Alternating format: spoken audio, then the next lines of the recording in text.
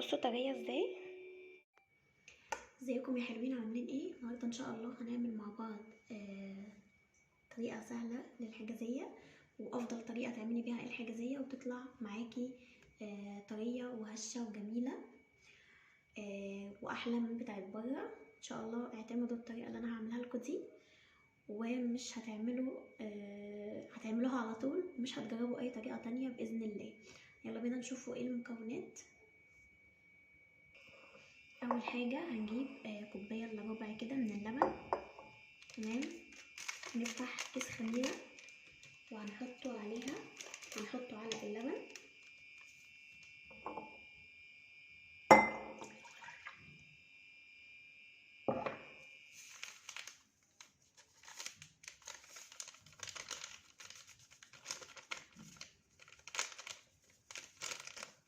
بمقدار حوالي معلقه ونص كبار من الخميره. لو انت مثلا عندك خميره اللي هي مقدارها كبير شويه، مش اللي هي الصغيره دي، لو الكيسه الصغيره دي هتحطيها كلها.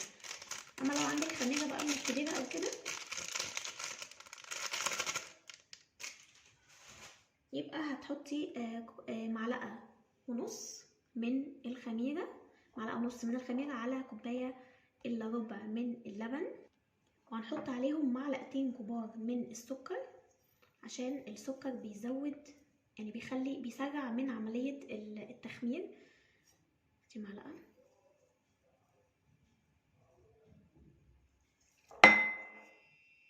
معلقتين اهو.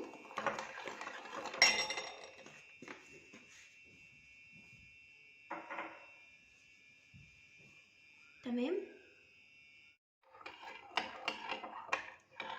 حطينا كوبايه الا ربع من اللبن، عليهم معلقه ونص كبار من الخميره او الباكت اللي هو الصغنون ده، عليهم معلقتين كبار من السكر، علشان السكر بيسرع من عمليه التخمير. تمام، هنقلبهم كويس كده، وبعد كده هنسيبوهم يتفاعلوا مع بعض. هنيجي بقى في بولة تانية،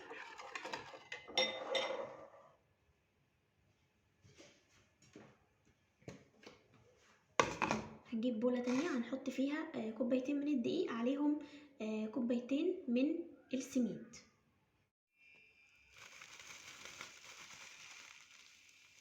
في ناس بيحطوا 3 كوبايات دقيق على كوباية سميد، بس لا، عشان القوام يطلع مظبوط والحجازية تطلع مظبوطة معاكي، اعملي زي ما انا بعمل كده. هتحطي كوبايتين سميد على كوبايتين من الدقيق.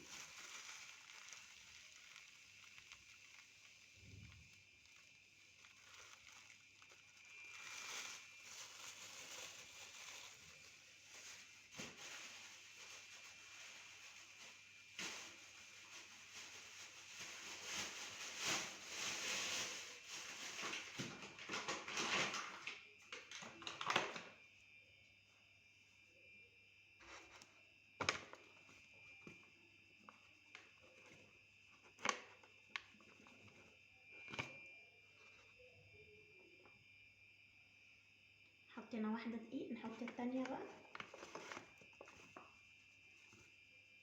حطينا كده 2 دقيق على 2 سميد. هنحطه ايه تاني؟ نحط بقى ذرة ملح. طبعا احنا اي حاجة فيها دقيق لازم نحط عليها ذرة الملح. اي حاجة فيها دقيق لازم نحط عليها ذرة الملح.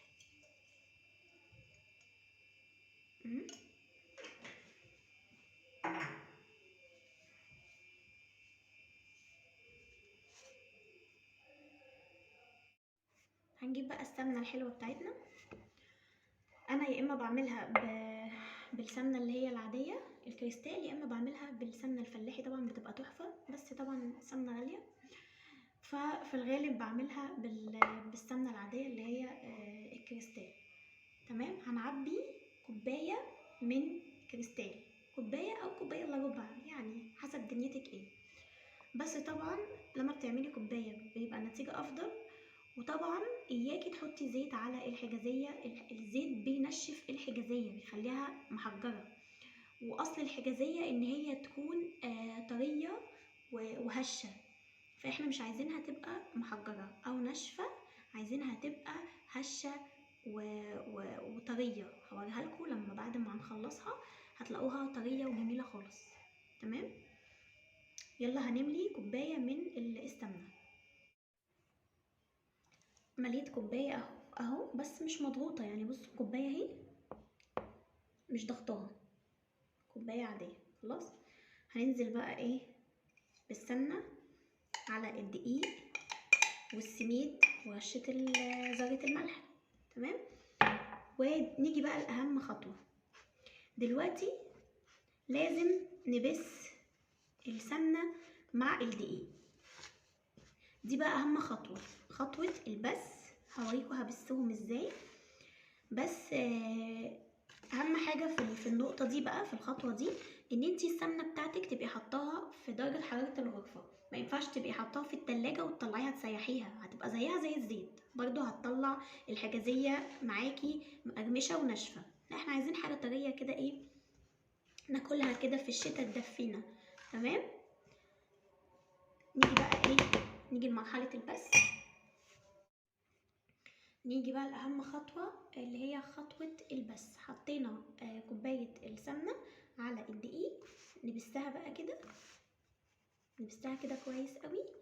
وكمان لو السمنة لسه بصوا فيها كور كده، لازم بصوا نبسبسها خالص كده، ما نخليش فيه كور كده كلاكيع سمنة في الدقيق، لا، عايزينها كلها كده تبقى نفس قوام الدقيق والسميد. تمام، يبقى هنبسها كده وكده.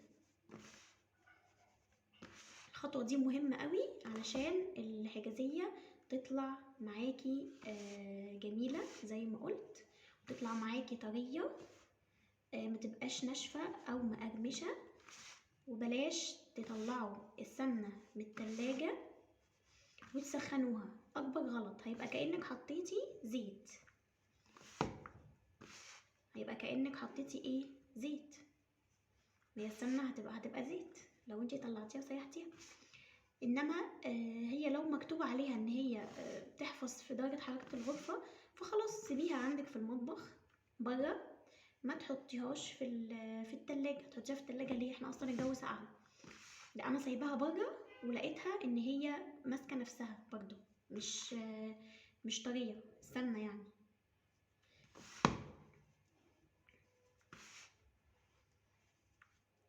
نعملها كده كويس، عشان بعد ما هنبسها هنجيب بقى اللبن والخميره والسكر اللي احنا كنا حاطينهم يخمروا. عبال ما نبس كده هيكون ايه، هتكون الخميره اشتغلت باذن الله، وهنحطها بقى على ايه، الدقيق والسميد والسمنه. ما طولش عليكم بقى وقولوا لي طولي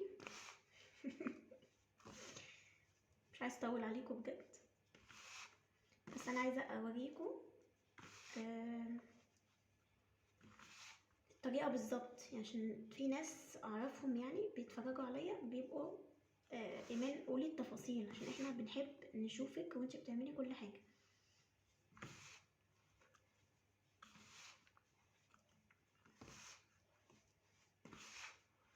لازم نبسها كويس. انا عشان كده بصوا طولت معاكم في الخطوه دي، عشان هي اهم خطوه. الحجازيه تطلع ناجحه من البس، ان انتي تبسيها حلو جدا، ما يبقاش فيها اي كلكعه من السمنه خالص. خلاص بسيناها كويس، هنجيب بقى اللبن اللي عليه الخميره وهنحطه، والسميد هيشرب على طول، يعني السميد هتلاقوه ايه شرقان كده ميه، هيشرب على طول اللبن اول ما هنزله.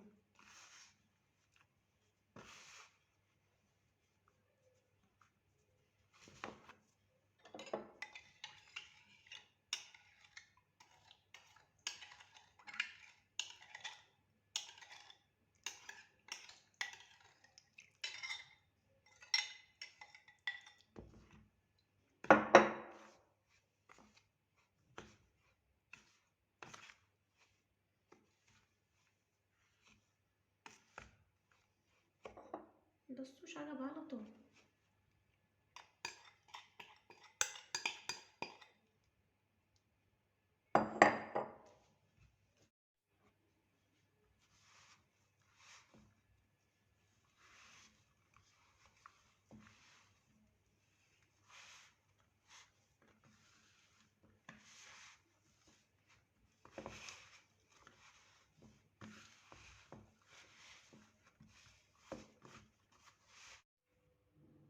خلاص لميناهم في كورتين. ممكن نخلي كورة اكبر من التانية بحيث ان الكبيرة هنحطها في القعر ونعمل لها حواف. تمام. هنحطهم بقى، هنغطيهم بفوطة نظيفة ونحطهم في الفرن او مكان دافي يعني، بحيث ان هما يخمروا يعني بسرعة، ونبدأ نشتغل فيهم على طول. بعد ان شاء الله ما نعمل الحشوة هنبدأ نفرد فيهم على طول. نيجي بقى نعمل الحشوة. هنجيب كوباية من السكر. تمام. نحط عليها يبقى الحشوة عبارة عن كوباية من السكر، عليها كوباية من السميد، وهنحط عليهم معلقتين او 3 معالق كبار من القرفة، ومعلقة كاكاو او معلقتين كاكاو زي ما انتي حابة. بس انا بحط 3 معالق قرفة ومعلقة كبيرة من الكاكاو الخام، وهسخن ربع كوباية مية. هدفيهم كده شوية، وعشان نبل المكونات عندي هنا حطينا عليها معلقة كمان من السمنة، وهنبدأ نبسهم كده. هنبس الكاكاو الخام والقرفة مع الدقيق والسميد ومعلقة السمنة اللي احنا حطيناها،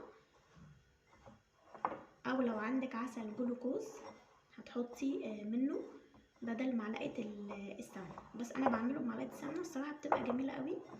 تمام. انا هنا خلاص بسيت المكونات عندي. هجيب بقى المية وهبدأ ان انا ابل الحشوة بحيث ان الحشوة ما تقعش من الحجازية. تمام.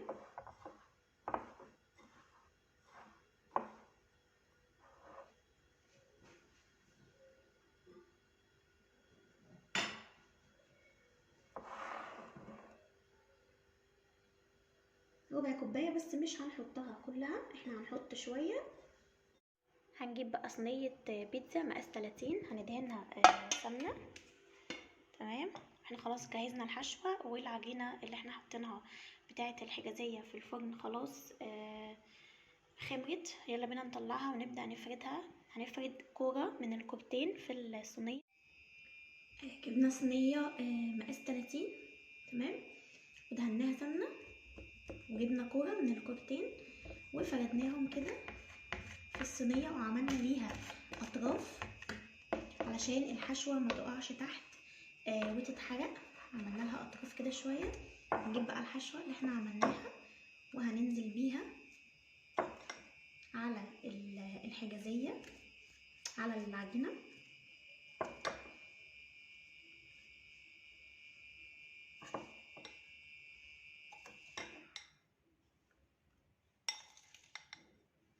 ونحاول نسويها كده عشان في الاخر تبقى الطبقات شكلها لطيف ومتساوي. نحاول ان احنا نسويها.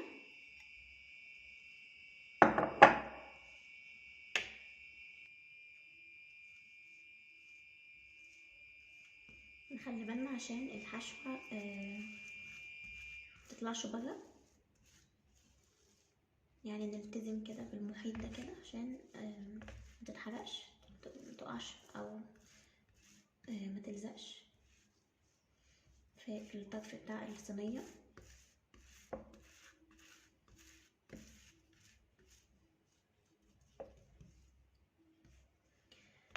تمام. سوينا الحشوة.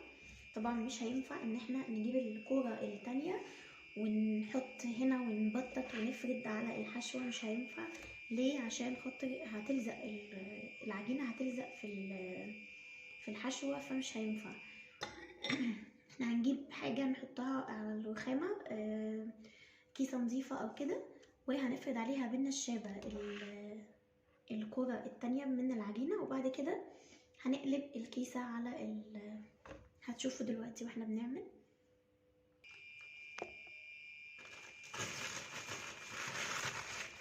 بصوا اهي عملتها على الكيسة زي ما قلت لكم. هنجيب بقى الصينية وهنوقع دي كده، هنوقع دي على دي. بسم الله الرحمن الرحيم.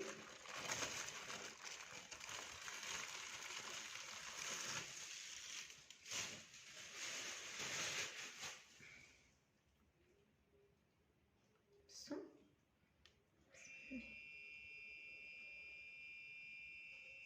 هنبدأ بقى نظبطها كده من الحروف.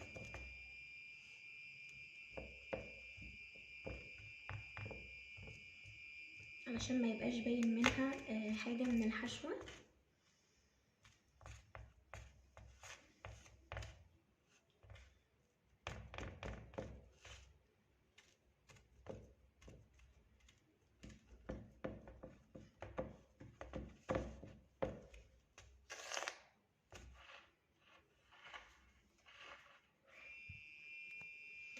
بعد ما حطينا النص التاني اهو خلاص، هنجيبي بقى شوكة وهنعمل مع بعض الشكل كده الروتيني بتاع الحجازية. تمام.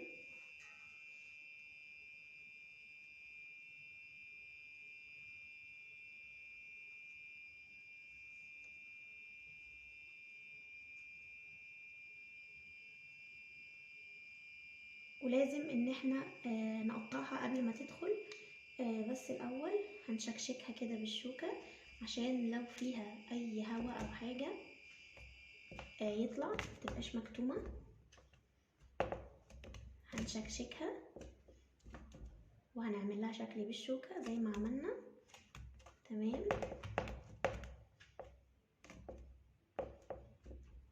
بعد كده بقى اهم حاجة هنقطعها قبل ما ندخلها، لان لو دخلناها الفرن بعد كده هيبقى صعب ان احنا نقطعها.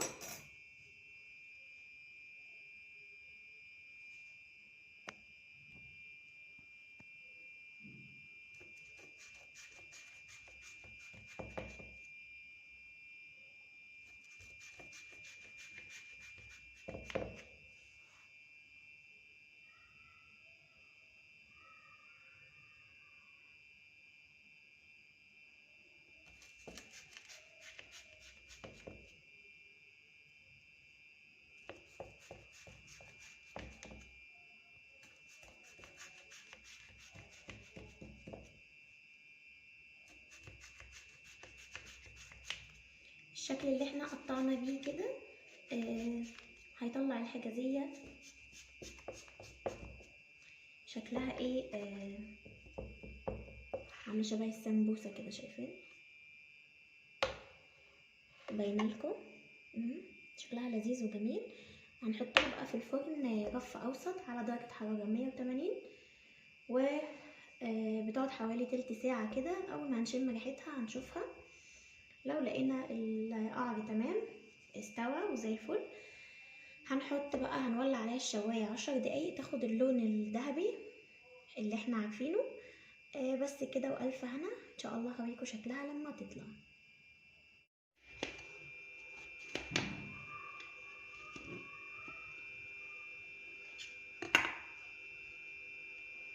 بصوا شايفين القعر مش لازق، شايفين طرية ازاي، هشة طرية وجميلة. ولما بتبات او لما مثلا بتقعد كذا ساعة، يعني الاحسن ما تاكلهاش وهي سخنة. انا عن نفسي بحب اكلها وهي باردة ومستهدية، يعني ممكن مثلا بعد 4 ساعات كده ابدأ اكلها، وبرضو بلاقيها طرية وهشة وجميلة. او لما بقى بتبات بتبقى رهيبة.